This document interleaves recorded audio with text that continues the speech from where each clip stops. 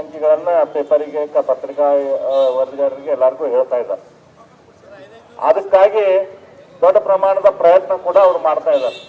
ನಾವೆಲ್ಲರಿಗೂ ಗೊತ್ತೈತಿ, ನಮ್ಮ ಸ್ಲಮ್ಗಳಲ್ಲಿ ದುಡ್ಡು ಕೊಟ್ಟು ಜನರನ್ನ ಕರ್ಕೊಂಡ್ಬರುವಂತ, ಬಡವರಿಗೆ ದುಡ್ಡು ಕೊಟ್ಟು ಜನರನ್ನ ಕರ್ಕೊಂಡ್ಬರುವಂತ ಪ್ರಯತ್ನ ಇವತ್ತು ಅವರು ಮಾಡ್ತಾ ಇದ್ದಾರೆ. ನಾನೇನು ಕೇಳಿದೆ, 1,000 ರೂಪಾಯಿನ ಅವ್ರ ನಾಯಕರಿಗೆ ಒಬ್ಬೊಬ್ಬರಿಗೆ ಕೊಟ್ಟಾರಂತ ಹೇಳಿ, ಅದನ್ನ ಕೆಳಗನ ಅವ್ರು 500 ರೂಪಾಯಿ ಕೊಟ್ಟಾರಂತ ಕೇಳಿದೆ ನಾನು. ಅಂದ್ರೆ ನಡುವ 500 ರೂಪಾಯಿ ಅಲ್ಲೇ ಹೋಗೈತೆ ಅನ್ನಿಸ್ತಿತ್ತು. ಒಟ್ಟು 1,000 ರೂಪಾಯಿನ ಒಬ್ಬೊಬ್ಬರಿಗೆ ಅಂತ ಅವ್ರು ಟಾರ್ಗೆಟ್ ಕೊಟ್ಟು, ಒಬ್ಬ ಮನುಷ್ಯನ ಕರ್ಕೊಂಡ್ ಬಂದ್ರೆ 1,000 ರೂಪಾಯಿ ಅಂತ ಹೇಳಿ ತಮ್ಮ ನಾಯಕರಿಗೆ ದುಡ್ಡು ಕೊಟ್ಟಾರಂತ ಹೇಳಿ ನಾನು ಕೇಳೇನೆ.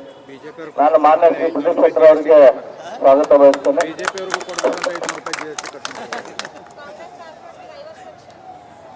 ಅದ್ರ ಜೊತೆ ಅಲ್ಲಿ ಕೆಲಸ ಮಾಡುವಂತ ಕಾರ್ಪೊರೇಟರ್ಗಳಿಗಾಗಲಿ, ಲೀಡರ್ಗಳಿಗಾಗಲಿ, ಅವ್ರಿಗೂ ಎಲ್ಲರಿಗೂ ದುಡ್ಡು ಕೊಟ್ಟು ಹೆಂಗಾರ ಮಾಡ್ರಿಪ್ಪ, ನಮ್ಮ ಮುಖ್ಯಮಂತ್ರಿ ಬರತ್ತಾರ, ಖರ್ಗೆ ಅವ್ರು ಬರತ್ತಾರ, ಮಂದಿನ ಕರ್ಕೊಂಬರ್ರಿ, ದೊಡ್ಡ ಪ್ರಮಾಣದಾಗ ಕುಳಿಸ್ರಿ ಅಂತ ಪ್ರಯತ್ನ ನಡೆಸಿದ್ದಾರೆ.